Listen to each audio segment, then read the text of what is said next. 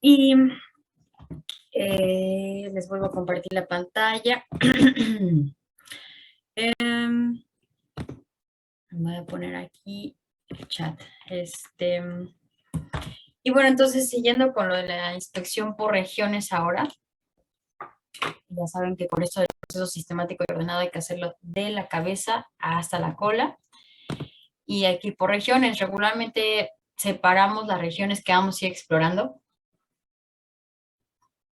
De inicio saber que la primera exploración tendría que ser entonces de la cabeza y la región del cuello hasta la escápula, seguido por la región torácica, que va a abarcar hasta la última costilla, donde estaba precisamente el diafragma, la región abdominal, que va a abarcar donde está la región lumbar, hacia la parte más hacia ventral, las extremidades por completo, habrá que hacer una revisión por completo, desde la escápula hasta la punta de la pezuña, precisamente para valorar a qué nivel estaría el problema.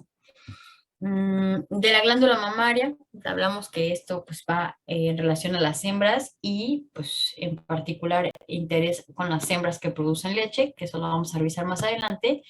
Y los genitales, aquí nada más evidenciando que en el caso de la hembra revisaríamos la región vestibular en ese sentido.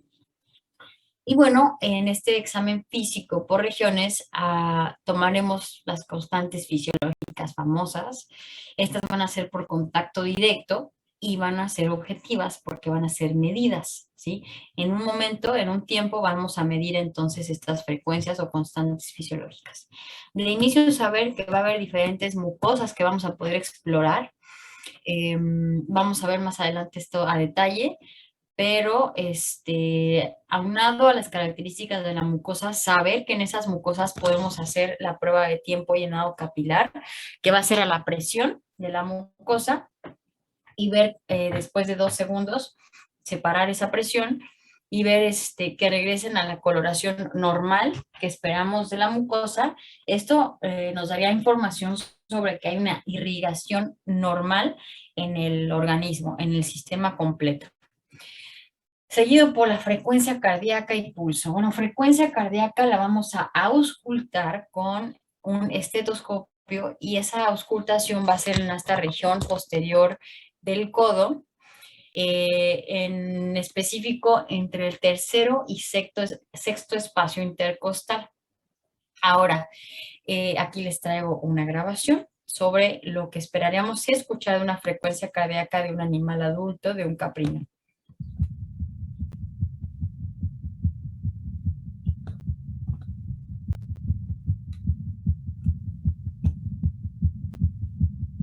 Digo, es una frecuencia ligeramente, va rápido, pero es lo que se espera de un caprino adulto. Y también de fondo vemos, escuchamos la respiración también. Suena un rave, sí, suena un rave. Sí, ¿no? Está bien prendido. Pero bueno, eso es lo que esperamos de la frecuencia cardíaca. Eso es lo que esperamos escuchar. Lo vamos a auscultar del lado izquierdo, entre el tercero y sexto espacio intercostal.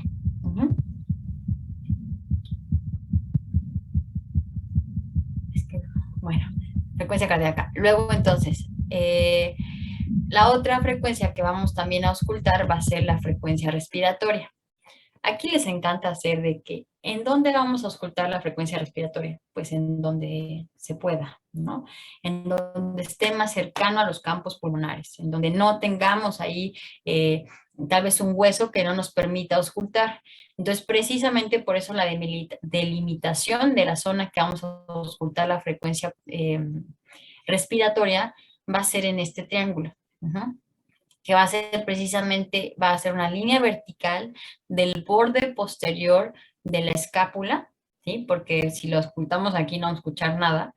Entonces, atrás de la escápula vamos a hacer una línea imaginaria vertical que va a converger en esta línea perpendicular a ella, que esta línea perpendicular va a estar ventral, en el borde ventral de las vértebras torácicas, en su parte de las apófisis transversas. Ajá, toda esa línea de las apófisis transversas hasta llegar al último espacio intercostal, ¿sí? Justo a nivel diafragmático, y de ahí se va a cerrar entonces el triángulo a la región del codo. Todo este espacio tenemos para auscultar, obviamente del lado izquierdo, del lado derecho, y claro que tenemos una frecuencia respiratoria que escuchar.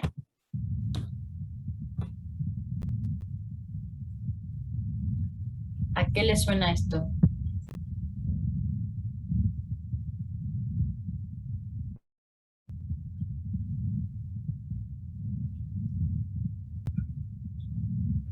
Como que jala el aire, esa es la idea, que lo que escuchamos es cuando inspiran, cuando jalan el aire,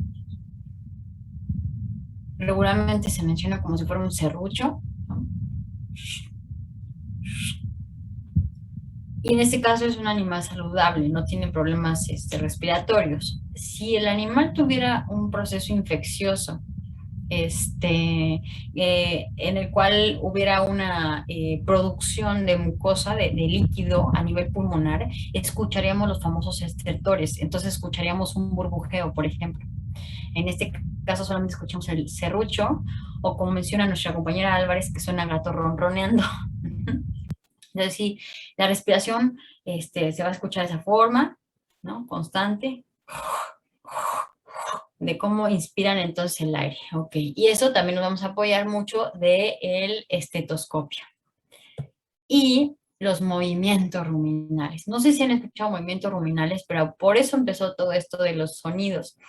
Porque yo, el primer movimiento ruminal que escuché en mi vida fue en clase de metodología diagnóstica, y por eso se me hizo muy importante que todos los grupos que iba a tener yo oportunidad de dar de metodología diagnóstica en versión online tuvieran este acercamiento a los movimientos ruminales, ¿sí?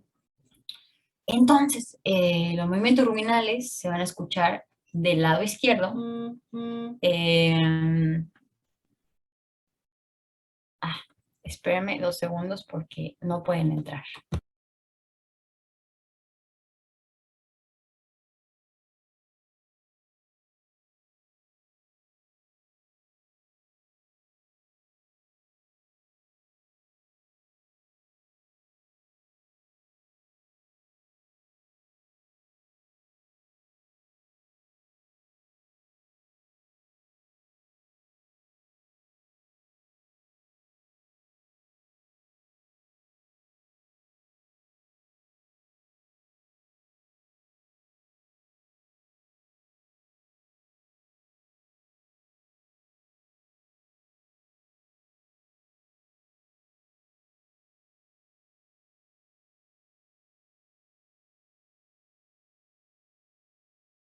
Discúlpenme, pero bueno, ya saben que la cosa de la home office, ¿no? Entonces, movimientos ruminales, ¿no? De hecho, yo estuve buscando movimientos ruminales en internet para ver si se los ponía, pero dije, no, ya los voy a grabar, ¿no? Y yo decía un profesor de metodología diagnóstica de caballos, pues, ¿por qué no les haces el sonido con una bolsa? Les dije, no, tienen que escuchar movimiento real. Porque sí, regularmente la gente compara el movimiento ruminales con una bolsa de plástico, así haciéndose bolas, o con una ola del mar, y definitivamente no tiene nada que ver, ¿no? Esto es una cuestión que tenemos que aprender a escuchar y a identificar como lo normal. Pues ahí está el sonido ruminal. En este audio van a escuchar primero un sonido ruminal, en este caso ahorita viene, y luego después va a haber un sonido ruminal mucho más fuerte. Sí, movimientos ruminales.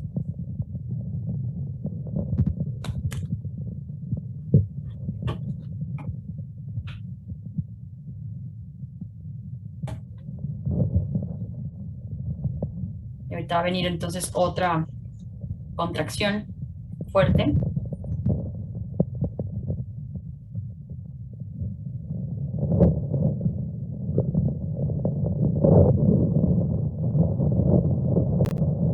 Entonces, mejor que escuchen a que les cuente. No iba a haber forma en que yo pudiera hacer ese sonido, ¿no? Entonces, esto es lo que esperamos de movimientos ruminales intensos, y con el sonido como tal. Entonces, ese último contaríamos como uno. En este audio por completo hubiéramos contado dos movimientos ruminales. Y vamos también a poder explorar los linfonodos de los individuos. Más adelante vamos a ver cuáles son los linfonodos que vamos a palpar. Y la temperatura corporal que vamos a hacer, vamos a utilizar el termómetro y vamos a entonces a introducirlo por la vía anal. Vamos a pegar entonces el termómetro en la mucosa anal y tomar en cuenta que si es posible que lubricarlo, ya sea con un gel lubricante o con agua misma, para que no vaya a ser tan doloroso, ¿no? A la entrada, pero no tendría por qué ser. Rosa Herrera dice, se escucha más bien cuando estás abajo del agua. Pues sí, porque en realidad pues es lo que está pasando, ¿no? Se está mezclando todo lo que está en el rumen y hay gran cantidad de agua, gran volumen de agua y también contenido sólido de lo que están comiendo. La pregunta del Michelle. Dicen Citlali, esos movimientos ruminales normales, ¿no? Porque son de 2 a 3 en 2 minutos. Precisamente. Eso sería lo que esperaríamos de manera normal. Muchas gracias. En un adulto, los movimientos ruminales que esperaríamos escuchar serían 2 a 3 movimientos ruminales cada 2 a 3 minutos. Ajá. Eso es lo que esperamos de manera normal, que esté funcionando adecuadamente estos ciclos de rumia y estos ciclos de las contracciones del rumen. Muy bien, muchas gracias. Entonces, justo va a haber constantes fisiológicas que habrá que tomar de acuerdo a lo que ya medimos de frecuencias y demás. Entonces, hay que saber qué va a ser lo normal y anormal. Ahora, de inicio hay que saber que los animales jóvenes, a comparación de los adultos, van a tener las frecuencias ligeramente más elevadas, o las constantes fisiológicas ligeramente más elevadas. Entonces, ese va a ser un factor importante de diferencias o de factores que van a diferenciarse entre estos dos animales. De movimientos ruminales solamente en adultos. Se acordarán que en jóvenes todavía funcionan como monogástricos, entonces todavía no funcionan como rumiantes en ese sentido. Y con detalle ustedes pueden ir revisando lo de los parámetros de cada uno de los constantes fisiológicas. Solamente hay que revisar qué factores podrían modificar estas constantes. Ya comentamos que la edad, los animales jóvenes tienen ligeramente más elevadas las constantes. Las etapas fisiológicas, cuando una hembra es gestante, regularmente por el espacio, el volumen que representan las crías, regularmente el rumen reduce su volumen de consumo y por lo tanto consumen menos alimento y entonces habría menos movimientos ruminales en una hembra que ya esté próxima a parir. De las condiciones ambientales, si hace mucho calor, por ejemplo, y el animal no se puede resguardar de esa radiación solar, lo que sucede es que van a aumentar la temperatura, las frecuencias respiratorias y cardíacas, ¿sí? Porque el animal se está llegando a un estado de equilibrio, ¿sí? Está entrando en homeostasis y por lo tanto aumenta mucho sus constantes fisiológicas. Por estrés también hay modificación de estas constantes, sobre todo con la frecuencia cardíaca. Regularmente es la primera que se ve aumentada por condiciones de estrés y por obvias razones, procesos patológicos por enfermedad. De hecho, eso es lo primero que estamos haciendo. Cuando estamos en un examen físico general, revisamos las constantes para ver cuál de las constantes está viéndose modificada y saber cuál sería la posible relación con una enfermedad. En el caso de una infección bacteriana, por ejemplo, si hay una infección bacteriana, regularmente lo que vemos modificado es la temperatura corporal, se aumenta. Entonces, de así lo vamos a empezar a relacionar también, que es otro de los múltiples factores, no solamente por un proceso patológico, sino que hay muchos factores que pueden modificar estas constantes, ¿no? También si el animal estaba haciendo ejercicio, si estaba corriendo, cuando tratamos de agarrarlo y demás, pues también eso va a modificar esas constantes. En la inspección por regiones, ya les había comentado que hay que llevarlo de manera ordenada, comenzando con la cabeza. Hay que revisar que tenga una buena oclusión el animal, que esta sería la ideal, que esté parejita. También así asegurarnos de conocer las diferentes razas y las condiciones, por ejemplo, de formas de orejas, de pabellón auricular, que algunas razas tienen orejas pendulosas, otras erectas y otras hasta no tienen pabellón auricular. Entonces hay que saber qué va a ser de manera normal. En cuanto al cuello, reinspeccionar si no haya lesiones, si no hay abscesos, que es muy común también ver en esta región del cuello los abscesos, y las zonas alopécicas, mucho relacionado con el comedero. Por ejemplo, si el animal está en un sistema intensivo donde el comedero tiene estos cornadizas, muchas veces si le queda muy angosta la cornadiza o pescuecera, se está lesionando constantemente y pues eso puede repercutir sobre ese tipo de lesiones en el cuello. Y del abdomen y tórax, consideremos que de manera general hay que esperar que sea simétrico, ¿sí? Que no tengamos una dilatación o una malformación de algún lugar. Hay que auscultar las frecuencias que ya consideramos, los movimientos ruminales, eh, palpar al animal para percibir si tiene dolor o no. Y ahorita vamos a ver más adelante sobre la parte digestiva, qué otras consideraciones vamos a tener. De los linfonodos de pequeños rumiantes, los que regularmente se palpan van a ser los que están marcados en rosa.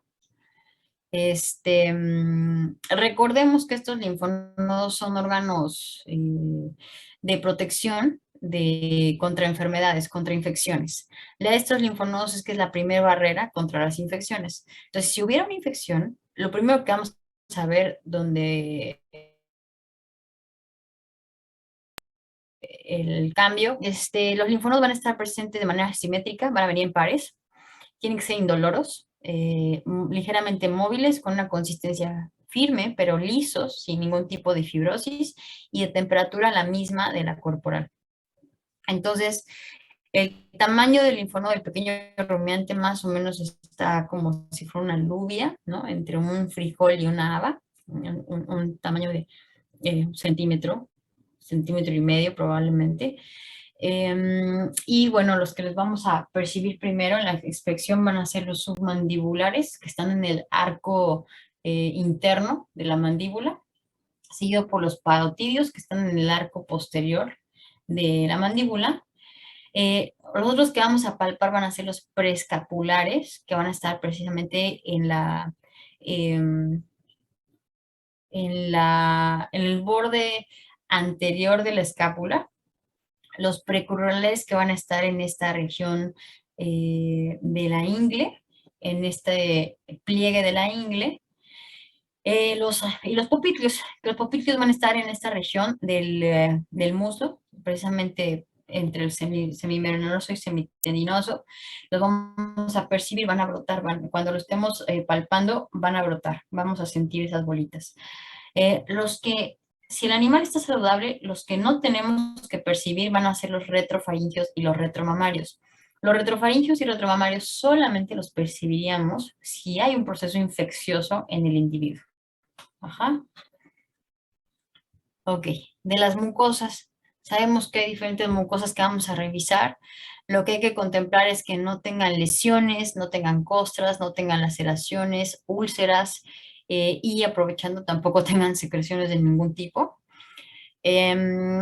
Una cuestión que se puede evaluar de las mucosas puede ser a través de esta guía que se llama FAMACHA. Regularmente lo ven creo que en la parte de parásitos, de enfermedades parasitarias. Ahora, esta guía FAMACHA fue diseñada para borregos, para ovinos, y lo que mide es la coloración de la mucosa conjuntival. Entonces, protruyen un poco la mucosa conjuntival y observan la coloración. La idea es que van a valorar así el grado de anemia y así también el grado de parasitosis que puede tener el individuo. Por lo tanto, comparas esa tabla con el animal que tienes ahí al lado y entre más brillante y más fuerte sea el color rojo o rosado, es que el animal no tiene anemia, no tiene parasitosis. a diferencia de una situación con una mucosa pálida, donde podríamos pensar que el animal tiene un grado fuerte de anemia y esto debido a la parasitosis. Entonces, FAMACHA es para ovinos, mucosa conjuntival, anemia ligada a parasitosis. Sobre la dentición es importante recordar que en varias especies podemos estimar la edad de acuerdo a la dentición presente. Esto es similar en los tres rumiantes domésticos. Sobre, primero que nada, los nombres de los incisivos. Ahí es donde vamos a centrar nuestra atención de la estimación de la edad. Es estimación, porque la única forma de saber a ciencia cierta la edad, meses, años, días, horas de vida, es por medio de registros. Pero en este caso, la edad que vamos a estimar por los dientes va a ser precisamente en los incisivos. Recordemos que en estas especies también va a haber primero al nacimiento la presencia de los caducos deciduos o temporales, que son piezas pequeñas, y seguido a ello va a haber el cambio a piezas permanentes que son mucho más grandes, que de hecho estas serían piezas permanentes. Ahora, recordemos también que al momento que está saliendo de la encía del diente, va a tener un filo, este diente, y a través del tiempo, por la alimentación y demás, se va a ir desgastando y se va enrasando el diente. Y de lo blanco que veíamos el esmalte del diente, vamos a empezar a ver, de acuerdo al enrase y a esa meseta que se va formando de la pieza dentaria, vamos a observar el color amarillo de la dentina. Recordemos los nombres de las piezas dentarias de los incisivos, que del centro para afuera van a ser las pinzas, primeros medianos, segundos medianos y extremos. Hay varios factores que van a tener el desarrollo, desde el tipo de alimentación, posibles deficiencias de minerales o de algún tipo de eh, um, eh, um, alguna deficiencia nutricional que tengan, y el estado de salud general del animal. Regularmente, si tienen problemas de anemia y deficiencias, también empiezan a perder las piezas dentarias. Y sobre las fórmulas dentarias, habrá que aprendérnoslas para fines de identificación, si es un animal joven y ya tiene todas las piezas presentes, o es un animal adulto con todas las piezas presentes. Estas son las dos fórmulas dentarias completas. Lo que tenemos que aprendernos precisamente es ello, ¿no? Todo esta fórmula, hasta el total de los dientes que van a estar presentes. En el caso de los dientes temporales, deciduos o caducos, hay que recordar que va a haber un total de 20 piezas. Estas se van entonces la fórmula va a ser de esta manera, porque se va a multiplicar por 2, que va a ser del lado izquierdo y derecho. Recordemos que de incisivos en la parte superior no tenemos incisivos en rumiantes, abajo vamos a tener 4. Por 2 del lado izquierdo y derecho van a ser 8. Seguido por los premolares, van a tener 3 premolares arriba, 3 abajo, que van a ser 6 del lado izquierdo, y del lado derecho otros 6. 12 más los 8 incisivos da un total de 20 piezas en el caso de los temporales. En el caso de las piezas permanentes, lo que vamos a aumentar va a ser la presencia de los molares, que para mí yo lo relaciono con las muelas del juicio, en nuestro caso. ¿Sí? Entonces va a ser similar a los jóvenes, van a tener entonces de incisivos arriba no van a tener, 4 abajo por 2, 8. Premolares 3 arriba, 3 abajo, son 6 por 2, 12, más los 8 incisivos son 20, y al final sumaríamos los 3 molares arriba, 3 abajo, que darían 6 por 2, 12, más los 20 que llevábamos, serían 32. Entonces son las fórmulas dentarias completas de temporales y permanentes. Han de saber que al momento de nacimiento podrían tener ya algunos animales algunos dientes temporales, sobre todo pinzas primeros y segundos medianos, pero la fórmula completa de todas las piezas dentarias en la dentición temporal ya la vemos presente al mes de nacidos. Hay cierto desgaste a través del año, del primer año de vida de estos animales, pero en realidad lo importante va a empezar a contabilizarse a través del cambio de estos dientes temporales o deciduos por los brotes de los permanentes. que así como nos aprendemos el nombre de los dientes del centro para afuera, así también vamos a aprendernos que va a ser el cambio de los temporales a los permanentes. Va a ser del centro hacia afuera, comenzando con los primeros medianos al año, año y medio, segundos medianos, 2 años, comenzando con las pinzas, que son los centrales del año, año y medio, seguido por los primeros medianos, 2 años y medio, segundos medianos, 3 años, 3 años y medio, y cuando vemos ya el cambio de todos los permanentes, van a ser la estimación de 4 a 4 años y medio. Regularmente lo conocemos a esta situación de todos los permanentes presentes como la boca hecha, y a partir de esto, del centro para afuera, también vamos a observar el enrace de estos dientes. Entonces el enroce va a comenzar nuevamente desde los centrales, que son las pinzas, a los 6 años, los primeros medianos 7 años, segundos medianos 8 años, y los últimos extremos van a ser a los 9 años. Cuando vemos entonces todas las piezas permanentes de incisivos presentes, vamos a decir que tiene el animal 9 años o más. Entonces, en este caso tenemos dos fotografías de un borrego y de un caprino, donde estamos viendo piezas permanentes y temporales. Vemos como permanentes las pinzas, los primeros medianos también son permanentes, los segundos medianos son permanentes, y la única pieza temporal o decidua va a ser el extremo o cuña. Entonces, ¿qué edad tiene este individuo?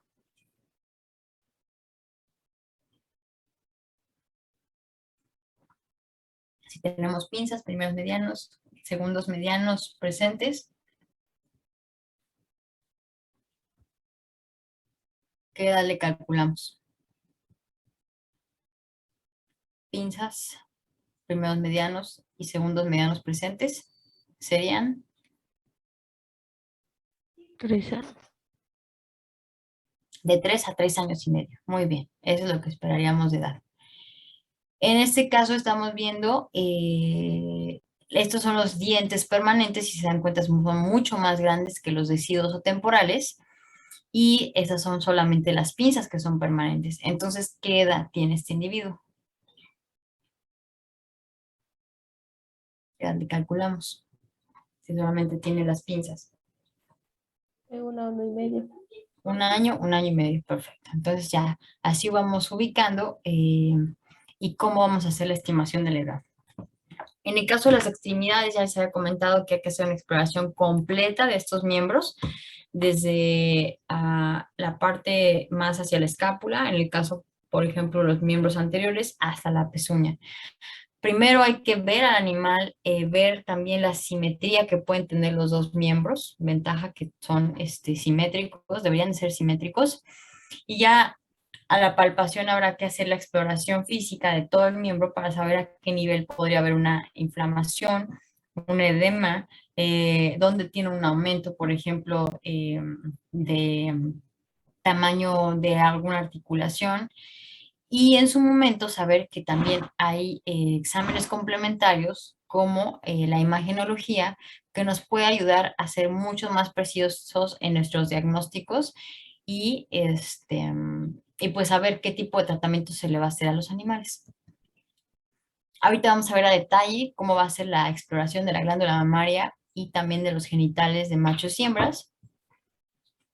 Y sobre los exámenes complementarios les comento que esto va a ser importante sobre todo para llegar a diagnósticos definitivos. Regularmente con toda la información que ya obtuvimos, vamos a hacer diagnósticos presuntivos de varios agentes infecciosos, pero los exámenes de laboratorio y complementarios nos van a servir para llegar entonces a ese diagnóstico certero, y la idea es que demos un tratamiento también oportuno en ese sentido. En este caso de los exámenes complementarios hay que tomar en consideración el equipo necesario, si necesitamos materiales estériles, limpios, qué tipo de recipientes vamos a necesitar para contener la muestra, que la muestra sea representativa, que sepamos la técnica adecuada, si vamos a hacer manejo y contención de los animales, si podemos obtener la muestra con animales así, digamos, despiertos, o tenemos que hacer un manejo de anestesia o analgesia. Am, ¿Qué más? Hay que considerar que habrá que etiquetar cada muestra, hay que saber identificarla adecuadamente con el número del animal, el corral, la fecha y hora de la toma de muestra, em, los datos del veterinario, ¿no?, que está tomando la muestra para que cuando mandemos al laboratorio sepan con quién contactarla. Am, Esta muestra tendrá que estar conservada en refrigeración regularmente, así es como las vamos a mantener y transportar. Y una vez que tomamos la muestra, que sea el mínimo tiempo en lo que tomamos la muestra y la llevamos al laboratorio. Entonces hay que cerciorarnos que el laboratorio, cuándo nos puede recibir las muestras para también nosotros mm, contemplar cuándo tomaremos también las muestras con los animales, ¿ok? Pero bueno, desde cuestiones reproductivas para saber hasta la fertilidad del rebaño y diagnósticos de gestación que ahorita vamos a ver más adelante. Ujú. Ok, de la evaluación diagnóstica de estos sistemas les decía que todos son importantes, pero damos un particular interés en el sistema reproductor porque a todos los animales vamos a reproducirlos y hay particularidades en cada uno de ellos. Y finalmente, si empezamos a darnos cuenta, las actividades o prácticas reproductivas que hacemos en la granja son las que van a ser centrales y principales, la principal actividad de la granja, y de ahí va a desglosarse el resto de las actividades, ¿no? Hay que saber cómo van a ser todos los manejos reproductivos para poder entonces calendarizar el resto de las actividades. Y en el caso de la glándula mamaria, sobre todo por cuestiones de producción de leche, que en el caso de ovinos y caprinos, pues están especializados en esta producción también. Entonces, para obtener productos de alta calidad, también tenemos que tener animales saludables. El plan de exploración comentamos sobre tener la mayor cantidad de información disponible para poder saber qué tipo de factores podrían ser los que están involucrados en el problema del individuo o del rebaño. ¿Sí? Saber cómo es que va a afectar al ambiente, las prácticas o técnicas y hasta la época del año en cuestiones reproductivas, en este caso con los individuos. En el caso de la evaluación con hembras, que son las reproductoras, hay que tener la historia clínica completa, de manera individual y de rebaño, con toda la información que ya sabemos de antecedentes, de manejos zootécnicos y prácticas zootécnicas, saber si mejoran la alimentación de la hembra gestante o no, si lo dan por etapa fisiológica o no, y la historia reproductiva, definitivamente. ¿Qué gestaciones es la primera, es el segundo parto, la tercer parto? ¿Ha tenido problemas de distocias, de retenciones placentarias o abortos? ¿Sí? Hay que notar que si tenemos toda la historia desde varios años atrás, es mejor saber toda la información de la hembra, va a ser mucho más fácil para poder llegar a diagnósticos. Recordarán que hay enfermedades que se presentan no de manera frecuente, sino que son por temporadas, que hasta involucran varios años después, ¿sí? Entonces, hay que tenerlo presente en las historias clínicas, saber si han tenido problemas de lactación, de ordeño, de posibles mastitis, y qué problemas de fertilidad ha habido, ¿no? Hay que relacionarlo esto con todo lo que ya aprendimos hoy, por ejemplo, de la presencia o no de cuernos, en el caso de caprinos, cómo eso va a ser determinante para que el animal sea un ser intersexual o no, y eso repercuta sobre la fertilidad del individuo. Ujú.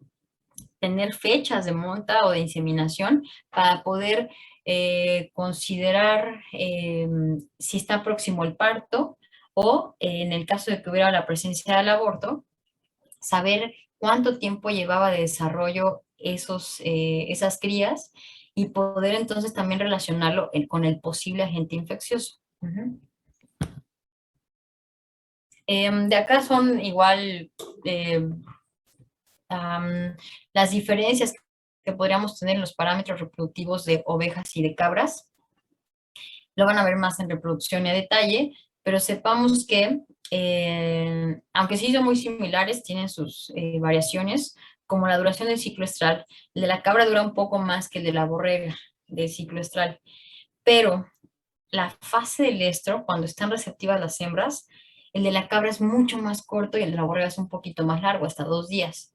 Pero la ventaja que tenemos con la cabra, a pesar de ser tan corto esa fase de receptividad de la hembra, la podemos evidenciar muy bien con su conducta estral. Ujú.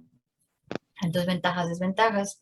Y la duración de la gestación sí se maneja en promedio 150 días, pero saber que en el caso de la cabra dura un poquito más, en el caso de la borrega un poquito menos. Ya comentamos que esta especie es poliéstrica, estacional de días cortos, varios estros en una época al año, justo en el hemisferio norte, a partir de junio y empieza a finalizar en diciembre, enero y más o menos en febrero comienza el anestro profundo. Por lo tanto, ya considerando estas cuestiones estacionales, sabemos que va a haber diferentes actividades en la granja, ¿no? De acuerdo a la estación reproductiva y las actividades relacionadas a los empadres y a las gestaciones o a los partos y a las lactaciones de los cabritos. Sobre las consideraciones anatómicas que hay que recordar de las hembras, en realidad la particularidad tiene que ver con la presencia de los anillos cervicales, ¿sí? Porque bueno, sí son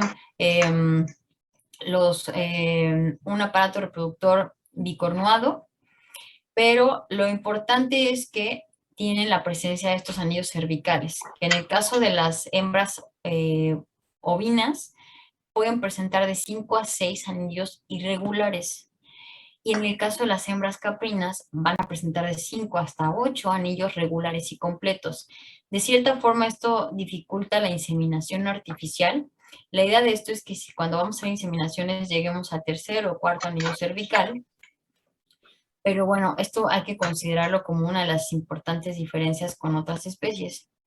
De ahí lo que vamos entonces a revisar va a ser a la inspección la región vestibular de la hembra, que esto es lo que está más externo. Y lo que vamos a revisar de esta región vestibular va a ser precisamente los labios vulvares de la hembra, la región de clítoris que está precisamente hacia más ventral y la región del orificio uretral. A través del orificio uretral podemos obtener una muestra estéril de orina por medio de sondeo con práctica y con el material adecuado. Les comentaba que a simple vista vamos a revisar la región vulvar de la hembra. Podemos ya todo lo que les comenté, pero también podemos observar prolapsos, ya sean en su momento rectales o vaginales. Y si sospechamos de un problema porque estuviera relacionado a las distocias, habrá que revisar también cómo está el canal vaginal, el canal donde habrá salido expulsado la cría, porque pudo haber una distocia, haber representado una lesión interna. ¿Cómo vamos a revisar esto? Mediante vaginoscopio o espéculo vaginal, que nos ayuda muchísimo a revisar de manera interna este conducto. Y muchas veces de estas herramientas tienen hasta un foco de luz que nos ayuda muchísimo. Un foco de luz, pues claro. Entonces, estas mucosas también vamos a explorarlas para asegurarnos que estén de la coloración normal, que no tengan lesiones ni secreciones. La que esperaríamos ver en ovinos y caprinos, en hembras, sería en la fase del estro, cuando están receptivas, podríamos ver una ligera secreción transparente, solamente eso. No sería normal ver ninguna secreción de color amarillo, verde, ni siquiera rojo. Solamente si es que la hembra acaba de parir, podríamos ver expulsión de loquios durante varios días después del parto, pero solamente durante esos momentos. Y también algún tipo de alteraciones anatómicas presentes en las hembras, las veríamos a simple vista, como este es el caso de una hembra intersexual, que estamos observando un clítoris agrandado. Muchas veces esto debido a esta intersexualidad genética que podemos, les digo, ver al momento del nacimiento. Al momento que nacen las crías, habrá que revisarlas por completo y asegurarnos que no son seres intersexuales. En el caso de la inspección interna, hay métodos indirectos en realidad, porque no hay palpación rectal en el caso de pequeños rumiantes. Se podría hacer por palpación abdominal externa, como lo hace aquí el compañero en esta fotografía, o por técnicas de ultrasonografía, no solamente pues para diagnóstico de gestación, que regularmente así lo relacionamos, sino también para saber la dinámica folicular, saber en qué fase del estro, de la ciclo estral estamos. Vemos los diámetros foliculares y vemos especificidades de si hay persistencia del cuerpo lúteo y demás. Y entonces de esa forma podemos saber qué es lo que está pasando de manera interna. Hablando de los métodos de diagnóstico, tenemos estos 5 métodos de diagnóstico en pequeños rumiantes. Vamos a comenzar del más sencillo al más, digamos, utilizado, de hecho. El más sencillo va a ser el desarrollo mamario, que esto lo vamos a ver, ¿no? El crecimiento de la glándula mamaria al final, ya llegando casi al parto, pero esto va a ser más evidente solamente con las primalas, cuando es la primera vez que su gestación, es donde vamos a ver más este crecimiento y desarrollo mamario. Esto entonces va a ser casi al término, las 4 a 10 semanas antes del parto. Otra forma de diagnosticar o saber si quedó gestante una hembra sería mediante el no retorno al estro.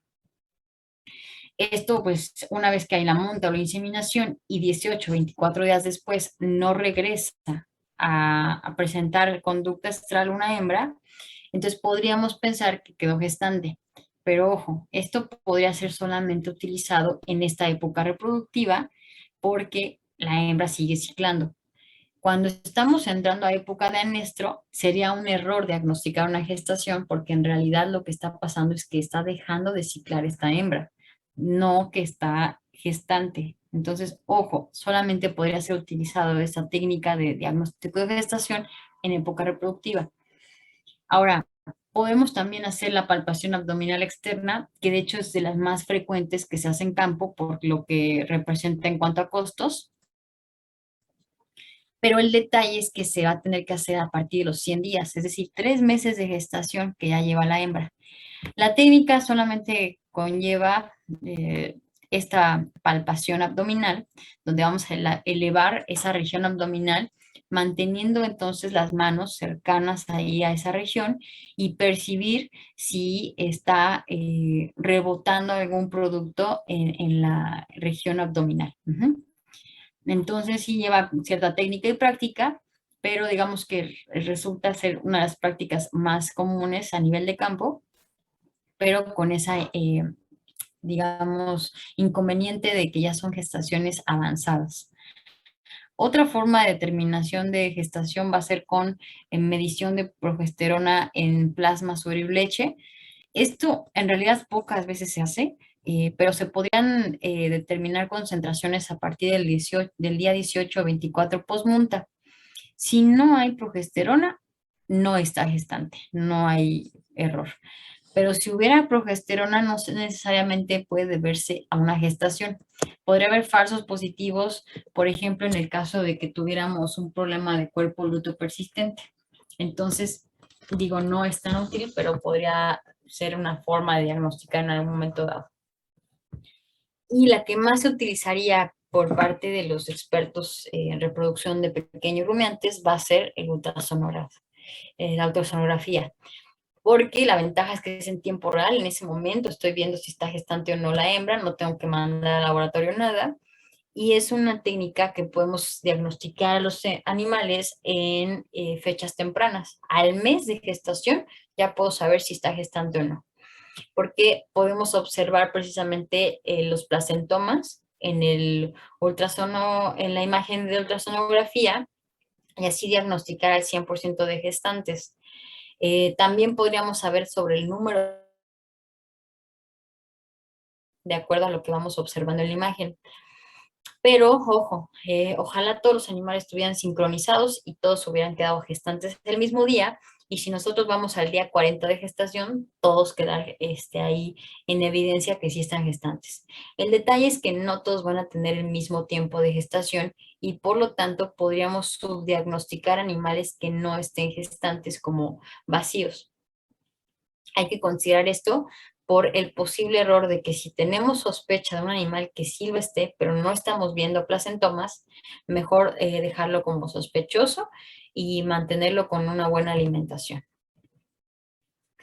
La exploración de glándula mamaria, en cuanto a este diagnóstico que tenemos que hacer, primero hay que saber y identificar si es un problema individual o es un problema de rebaño.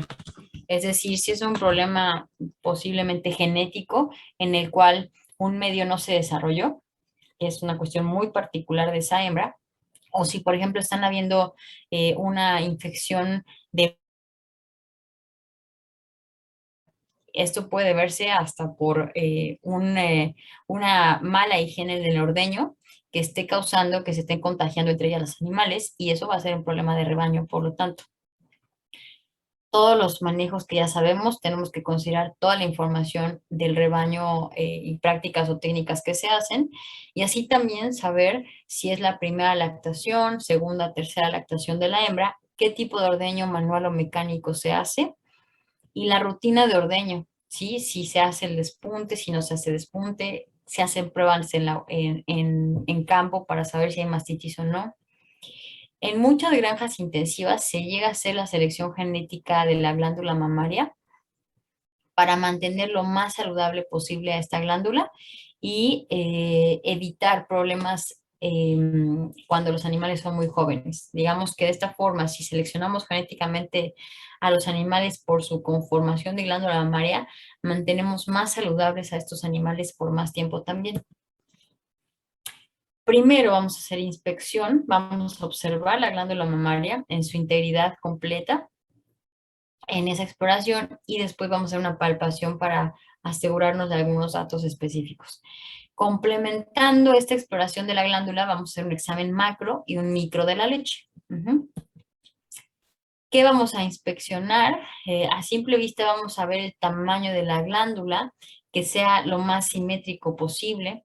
La posición, aquí por ejemplo, evidenciando aquí a la borrega y a la cabra, lo que estamos observando de ellas es que tienen simetría en sus medios, todas las hembritas, también simetría en los pezones. Eso va a facilitar el momento de ordeño porque va a fluir mucho más fácilmente la leche a través de los conductos internos. Estamos viendo también una muy buena implantación de las glándulas mamarias, si se dan cuenta en la región inguinal, tiene un muy buen diámetro de implantación. Eso va a favorecer que se mantenga lo más suspendida posible y no vaya a tender a caerse, así como también la presencia, si se dan cuenta, del ligamento intramamario que suspende bastante bien también la glándula mamaria entre los dos medios. Lo que queremos de esto es que se mantenga entonces la glándula mamaria arriba de los corvejones, arriba de esta articulación, para que evitemos que esté cercana al suelo y pues esto representa un riesgo de posibles infecciones y así también que la glándula mamaria no esté tan pendulosa que vaya a tener traumatismos recurrentes y así pues también ocasione en fibrosis en algún momento dado. Entonces ya hablando de todo esto, hay que saber también que puede haber un aumento de tamaño de la glándula mamaria, pues por la misma gestación, por el pico de lactación a los 2 meses, los animales altos productores o por un posible edema patológico o mastitis, que sería el peor de los casos. Puede haber también una disminución de tamaño cuando las primerizas, cuando es la primera vez que quedaron gestantes, así como también es más fácil ver el crecimiento de la glándula. Regularmente estos animales también tienen una cierta involución al momento del secado, sobre todo a los 7 o 10 meses del ordeño, también empieza a haber una ligera involución del tejido. También por procesos de fibrosis, muchas veces relacionados con traumatismos constantes, también puede haber una involución del tejido. Entonces, eso vamos a observarlo a simple vista, que no haya abscesos, que no haya neoplasias, que no haya ningún tipo de zonas necrosadas. Siguiendo con esta idea de la inspección, saber de la simetría de la glándula y simetría de los pezones va a ser muy importante. Este tipo de conformación, la forma de la glándula la conocemos como forma globosa, que pues sí, nos da a entender que es una forma de globo. Sobre la palpación, recordemos que hay que hacer la exploración directa de la glándula mamaria con uso de guantes para evitar algún tipo de contagio para nosotros y entre los animales también. Habrá que cambiar guantes si es necesario. Y la exploración va a ser del pezón a la glándula. Recordemos que en el pezón está el orificio de entrada y de salida de leche y de agentes infecciosos. Por lo tanto, hay que hacer la inspección de ahí hacia arriba. Hay que percibir si tiene algún proceso de inflamatorio con un aumento de temperatura a nivel local. La consistencia tendría que ser suave, sin necesidad de que hubiera fibrosis ni ninguna nodulaciones o firmezas. Que la piel se desplace ligeramente y que también a la palpación el animal no lo veamos que esté sensible a la palpación, que no le duela la palpación, ¿no? Porque eso sería sugerente a un proceso de mastitis. Los exámenes complementarios de la leche pues van a ser a nivel macroscópico, midiendo el total del volumen producido de leche, el color de la leche, en el caso de pequeños rumiantes esperamos que sean de color blanco. Tal vez la leche de borrega podría tener una coloración hacia amarilla por la cantidad de grasa que llega a presentar, porque es más concentrada. La consistencia va a ser líquida, en el caso de la leche. El olor, pues típico de leche, ligeramente hacia dulce, y probablemente el olor de la leche de cabra va a ser un poquito más fuerte. Y de sabor, por favor, no prueben, porque recuerden que hay enfermedades zoonóticas relacionadas al consumo de productos lácteos no pasteurizados. Entonces, que no va a ser un riesgo de que se contagien y recordemos que hay enfermedades como la brucelosis que no tienen cura y pues habrá que evitar, ¿no? Esta situación. Hay otras pruebas indirectas de diagnóstico de mastitis. Estas pruebas, por ejemplo, son de pruebas de laboratorio, todas relacionadas con el conteo de células somáticas. Estas son las dos pruebas que se hacen en campo, que son las que voy a mencionar ahorita. Pero ¿por qué las células somáticas son importantes para el diagnóstico de mastitis? Recordemos que las células somáticas van a estar presentes en procesos inflamatorios. Entonces, si la mastitis es un proceso inflamatorio, por eso contamos las células somáticas de la leche.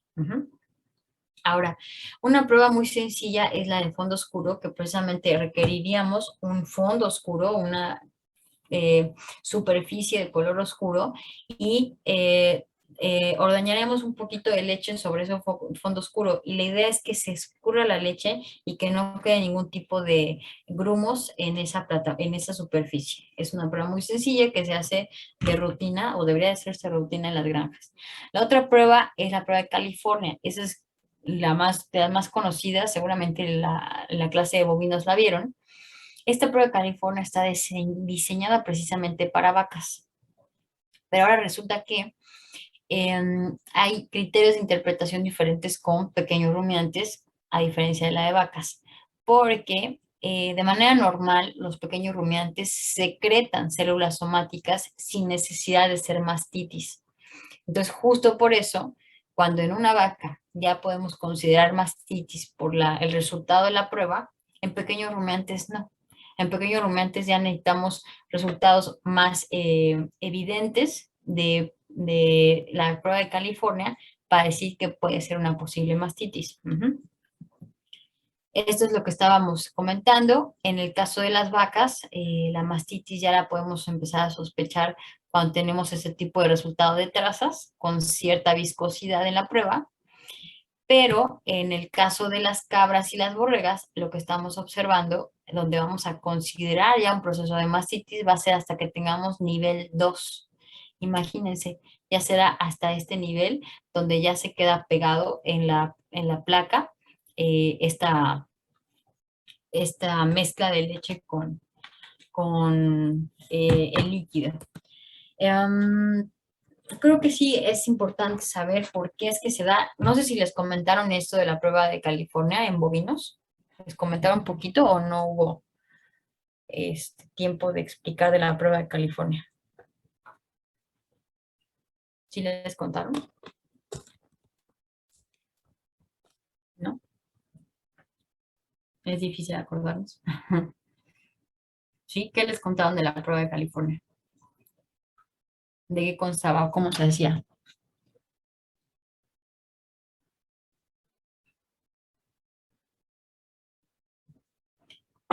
Porque la idea es que mezclemos un poco de leche con un detergente que tiene un colorante color morado, ¿no? Y la idea es que lo mezclemos y la idea es que si vemos una reacción más espesa es porque hay más células somáticas.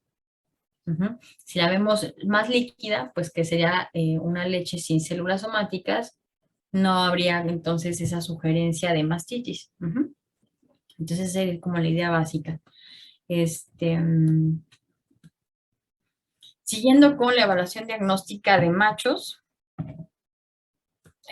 ya comentamos sobre todo lo que tenemos que saber del macho cabrío, sobre todos los manejos que se le hacen en granja y de las enfermedades previas que ha tenido, pero en el caso de ser un semental habrá que hacer una particular revisión sobre problemas durante la monta y el comportamiento sexual de este individuo. En el caso de los ovinos, el semental lo conocemos como carnero. En el caso de los caprinos, el semental lo conocemos como macho cabrío. Recordemos que estos pequeños rumiantes, en el caso de los machos, van a tener presentes tres glándulas accesorias que son las que van a producir el vehículo, el eyaculado que va a ser el vehículo para transportar a los espermatozoides y permitir su madurez, su maduración a través del tracto de la hembra, que eso lo van a ver en reproducción. Las tres glándulas accesorias van a ser las vesículas seminales que vienen en pares, la próstata, que es una glándula diseminada sobre la uretra, y las glándulas pulvoretrales que también vienen en pares. De ahí, recordar que los rumiantes van a presentar esta flexura sigmoidea que va a estar dada por el músculo que va a estar retrayendo el pene, ¿sí? Cuando el animal no está activo sexualmente, precisamente por eso no vemos cómo se está presente el pene. Pero una vez que el macho está activo sexualmente y tiene conducta de líbido, esta flexura se pierde porque se relaja el músculo y vamos a ver cómo se desenvaina el pene a través del prepucio. Una característica muy particular de los pequeños rumiantes es que ellos van a presentar el apéndice filiforme o proceso uretral.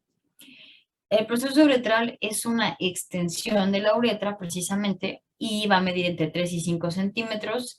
La función de este proceso uretral está en relación a que una vez que el macho penetra a la hembra, cuando eyacula, el eyaculado llegue lo más cercano a la región de los anillos cervicales.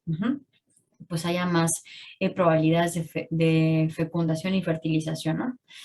Recordemos que el proceso uretral en animales jóvenes, ¿sí? Antes de que presenten su pubertad, va a estar adherido al prepucio, al glande, perdón, y por lo tanto, al momento que llegue a su pubertad por cuestiones hormonales, este proceso uretral se va separar del glande y por eso también anatómicamente podríamos ver ese inicio de la pubertad en los machos. Habrá que hacer una inspección y palpación de los genitales externos de parte del macho, comenzando obviamente con los testículos, que estén presentes los dos, que no tengan ningún tipo de inflamación. Sobre el epidídimo, que tampoco tenga inflamación el epidídimo. Del escroto, que no tenga, por ejemplo, hiperkeratosis. Si está engrosado esta bolsa escrotal, eso va a tener un efecto de aumento en la temperatura local y eso pues, va a tener un efecto de baja en la producción espermática. Revisaremos el pene y el glande. De preferencia se recomienda hacerlo de manera sentados. Eso que les enseñaba al principio, que lo van a ver en los videos con el doctor Cabrera. Se prefiere cuando vamos a revisar a los machos, porque recordemos que debido a la flexura sigmoidea va a ser más complicado ver el pene y el prepucio, digo el pene y el glande cuando el animal está en otra conducta de descanso. Y hay que asegurarnos que los individuos no tengan problemas para desenvainar, para retraer el prepucio, digo el pene, y que no tengan ningún tipo de dematización en la entrada del prepucio para que pueda entrar y salir el pene con facilidad. También asegurarnos que no haya fibrosis, abscesos, vesículas o algún tipo de ulceraciones y mucho menos ningún tipo de secreción. Ujú. Habrá que hacer exámenes complementarios del macho, no solamente la inspección de los órganos externos. Esos exámenes complementarios pues van a constar de la evaluación del semen a nivel macro y microscópico, eso lo van a ver a detalle en la clase de reproducción. Hay que también valorar la circunferencia testicular, porque entre mayor sea la circunferencia testicular, está relacionado con mayor cantidad de tejido testicular y asimismo con una mejor producción espermática. Pero esto habrá que corroborarse con el examen microscópico del semen.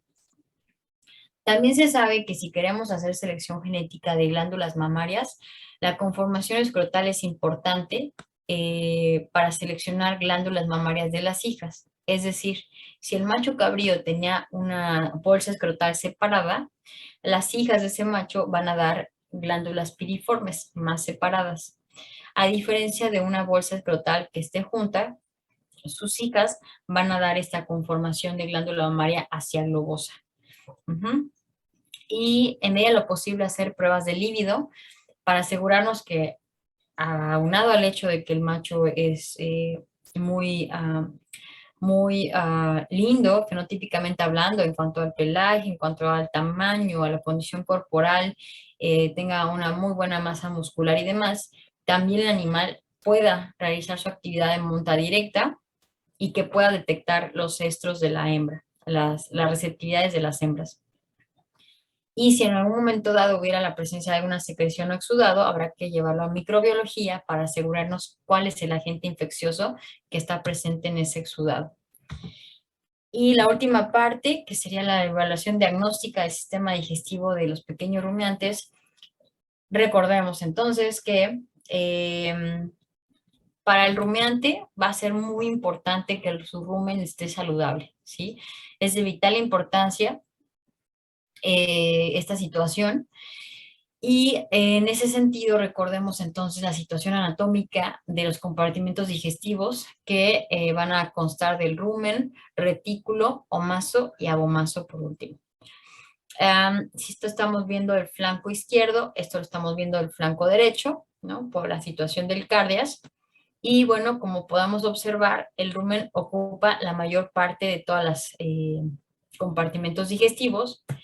Y como les comentaba, esto es auscultado del flanco izquierdo, precisamente en la región del ijar, ¿sí? Porque como nos daremos cuenta, del lado derecho va a ser un poquito más complicado poder hacer la auscultación de estos compartimentos debido a que hay otra serie de órganos que nos van a impedir la auscultación directa de este compartimento.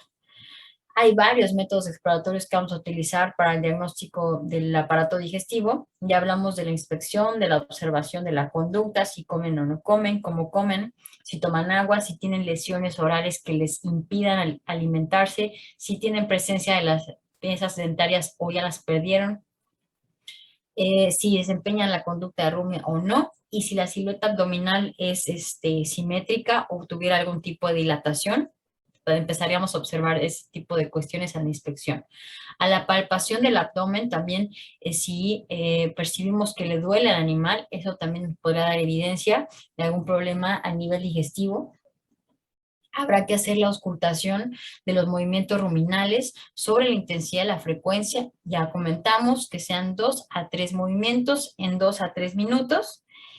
Y valorar el excremento. Ya vimos pequeños rumiantes, esperamos que sean la forma de bolitas, de cíbalos, que sean secos, sin ningún tipo de material extraño, sin ninguna secreción.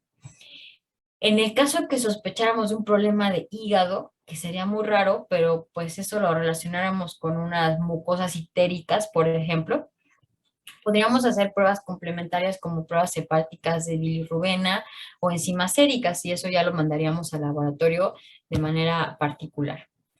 El comportamiento digestivo ya tenemos bien la idea de que tenemos una ventaja del caprino con un mayor horizonte del pastoreo, a diferencia del ovino que regularmente se mantiene en praderas y con un horizonte del piso hacia 40 centímetros, pero el caprino sabemos que puede llegar al piso hasta donde termine de escalar básicamente, ¿no? Y gracias a la conducta de ramoneo, pues también puede alcanzar un mayor horizonte de pastoreo.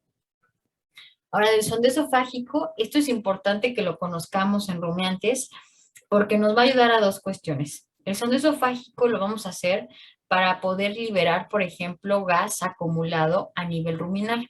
Entonces vamos a introducir esta sonda y así vamos a liberar el gas que esté ahí acumulado, ¿no? Por un posible timpanismo o una indigestión simple. Por el otro lado, también gracias al sondeo esofágico podemos obtener una muestra de líquido ruminal. Recordemos que dentro del rumen, aunado a la situación de que está comiendo el animal y está tomando agua y hay forraje y concentrado y demás, hay una gran microbiota interna que esa precisamente va a ser la que va a cumplir la función de la nutrición del animal. Esa va a ser la importante que podamos valorar cómo está funcionando ese líquido ruminal también para saber cómo está el sistema digestivo. El sondeo esofágico lo van a ver en un video que hicimos con mucho cariño para ustedes, con el doctor Cabrera se los va a poner. Entonces eso lo van a ver a detalle cómo es el sondeo. Y también ahí van a ver explicativo sobre la evaluación del líquido ruminal, que aquí se lo resumo. Vamos a valorar el pH del líquido ruminal, regularmente utilizamos tiras reactivas, la coloración, que esperamos que de manera normal sea de verde olivo, la consistencia líquida con cierta viscosidad por la saliva, que se puede hacer la prueba de sedimentación-flotación dejando en un lugar estable la muestra de líquido ruminal. Empezamos a ver la separación de las fases, líquida, la sólida y la que sea la más gruesa o grosera, que se le menciona, que son los forrajes más grandes. Podemos hacer prueba de azul de metileno para valorar la actividad de la microbiota ruminal y podemos también hacer tinción de Gram para saber la cantidad de bacterias Gram positivas o Gram negativas que llega a haber. Recordemos nuevamente que hay una gran cantidad de microorganismos a nivel del rumen, ¿no? Oye, Entonces, tanto bacterias como protozoarios, hongos, en algún momento dado también supongo que virus, pero por eso hay que tener mucho cuidado con el uso de antibióticos, porque si no vamos a estar eh, pues afectando a estos microorganismos directamente. Entonces, para valorar si la cantidad de microorganismos que tenemos en el líquido ruminal es la adecuada, podemos hacer prueba de óxido de reducción de azul de metileno. Insisto que esto lo van a ver en el video que hicimos para ustedes, pero para que sepan cómo funciona. La idea es que se mezcle el azul de metileno con el líquido ruminal y de esta forma pues va a quedar de color azul. Pero si hay suficiente cantidad de microorganismos, de 3 a 6 minutos vamos a ver cómo los microorganismos reducen, o sea, metabolizan y quitan el azul de metileno para regresar a la coloración de verde olivo normal. Ujú. Y bueno, entonces esta es Berenice, pusiste una carita sorprendida. Esta es una tabla que estamos, digamos, resumiendo los posibles trastornos del rumen que podamos valorar, que podríamos valorar a través del líquido ruminal. ¿Sí? Les comentaba que lo normal sería la primera columna. Esperaríamos que un pH normal de un líquido ruminal esté de 6 a 7 con coloración verde olivo, olor típico de fermentación ruminal, con viscosidad ligera, la prueba de sedimentación-flotación, que se separan las capas, la vamos a ver separadas de 4 a 8 minutos, y la actividad reductiva, lo de la prueba de azul de metileno, a los 3 a 6 minutos vamos a ver cómo cambia azul. De nuevo vamos a ver verde olivo en nuestra muestra de líquido ruminal. Vamos a ver, en el caso de que hubiera, por ejemplo, una situación de acidosis ruminal, de inicio el pH sería ácido, no hay más. Y el olor también sería ciertamente ácido. Obviamente ya las otras pruebas pues tendrían diferentes tiempos en cuanto a lo que esperamos de las otras pruebas. Y si hubiera un problema de alcalosis ruminal, sería el contrario, sería un pH alcalino y con un olor amoniacal. Entonces, así es como vamos a ir viendo los colores del líquido ruminal posible. Y de esta forma, gracias a la obtención del líquido ruminal, podemos evaluar de gran manera cómo está funcionando el aparato digestivo de los pequeños rumiantes. Esta tabla está, por ejemplo, también en el libro de metodología diagnóstica y pues yo sé que fue largo, pero pues era un resumen de todo lo que tenemos que saber de los pequeños rumiantes. No sé si haya alguna duda o algún comentario o nos espantamos y ya no, ya fue demasiado por hoy. No sé por qué Berenice puso esa carita. ¿Me espanto o no me espanto? No, solo era por las bacterias que se veían, pero Ah, ¿y todo sabes por bien. qué? Sí, maravilloso, ¿no? Esos eran los protozoarios.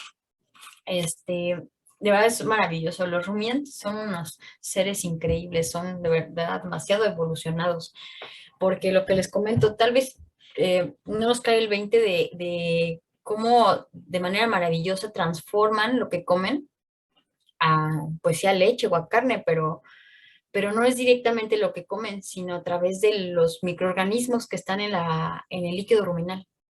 Esos son los que hacen todo el trabajo. Entonces también, de hecho, estamos alimentándolos a ellos. Y el rumiante solamente sirve como el ser que va por la vida, maravillosamente bello, y se alimenta de forraje, se alimenta de concentrados en su momento, y todo es transformado a través de la microbiota. Y lo que entonces se aprovecha es los productos de este metabolismo de los microorganismos. Es maravilloso, pero bueno. Yo que estoy enamorada de ellos. ¿Algún otro comentario, duda, que tengan? Todavía ya tiene la presentación, lo bueno. Yo ahorita voy a darme la tarea de darlos de alta en la plataforma. Ya ven que me habló la doctora y me dijo, que ya vio que sí se fusionaron mi curso anterior y el curso de ahorita, entonces no va a haber problema, yo los voy a ingresar y todos vamos a poder hacer la evaluación del viernes, eso ya no nos va a preocupar. Yo ahorita los doy de alta, solamente les pido que, pues, si no es que hoy en la noche ustedes revisen eso, ¿no? En un par de horas tal vez lo revisen. Yo lo voy a tener ahorita hecho en 2 horas, porque en 2 horas tengo que volver a dar clase, pero sí vuelvan a ingresar. Y si tienen algún problema del usuario y contraseña, recuerden contactar con cómputo. Me avisan cómo van los que estén ahí pendientes de esto. Si alguien no puede hacer su evaluación el viernes, también háganmelo saber, porque el viernes yo no voy a poder ayudarlos. El viernes yo no voy a tener internet, de verdad no voy a poder tener internet, entonces no voy a poder hacer nada al respecto. Pero por eso les estoy diciendo con tiempo que verifiquen esta situación de la plataforma. Yo haré mi parte, pero bueno. Este, ¿Alguna otra duda? Entonces, el jueves sí tenemos clase, ¿verdad? Porque luego nos dicen que los jueves no nos tenemos que conectar, pero este jueves sí. Sí, tienen la parte práctica, ¿no? ¿El jueves? Sí, pero bueno, es que luego nos dicen que en la parte práctica pues nos mandan algo y no tenemos clase, pero sí, sí vamos a tener. Sí, bueno, va a haber clase, o sea, no es presencial, obviamente es en línea, pero precisamente por eso nos dividimos con el doctor Cabrera, porque él está en CEPIPS.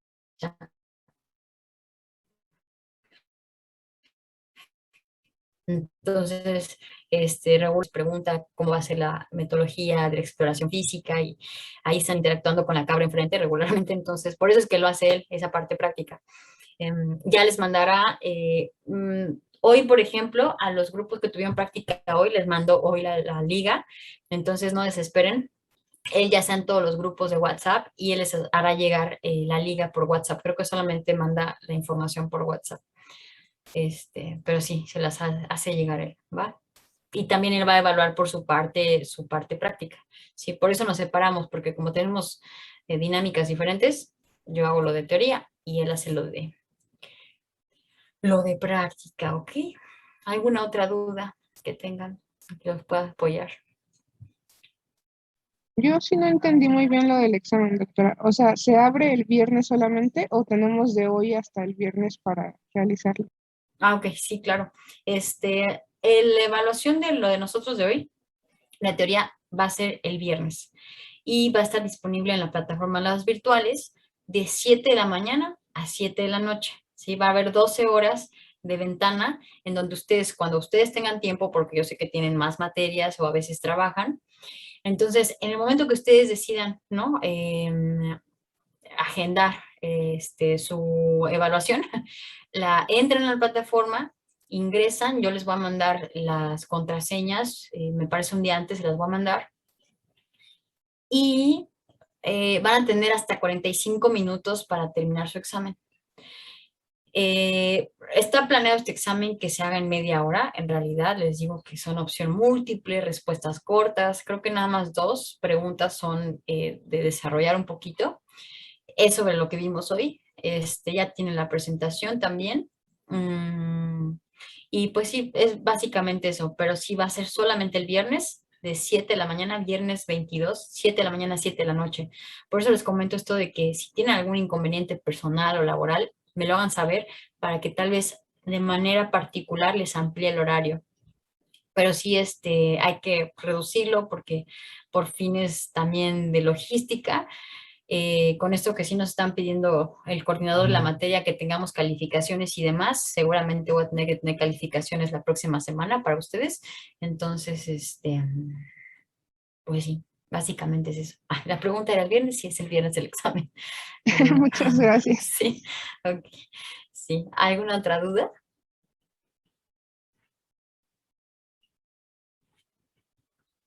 Disculpen todos los inconvenientes de cortar la clase, pero sí ahí de repente sucede, creo, y gracias por su comprensión. Y pues también igual por el momento para mí es todo. Muchas gracias por su participación, por su comprensión, por su atención, por todo. Y pues me dio mucho gusto compartir con ustedes el día de hoy. Cuídense mucho y cualquier cosa estamos en contacto. Ahí tienen mi correo en la presentación y los documentos que les he mandado, ¿va? Gracias a ustedes. Que tengan Gracias, bonita Gracias, tarde. doctora. doctor. Qué bueno que les gustan los videos. Qué bueno que les gustan los audios. Gracias a ustedes. Cuídense mucho.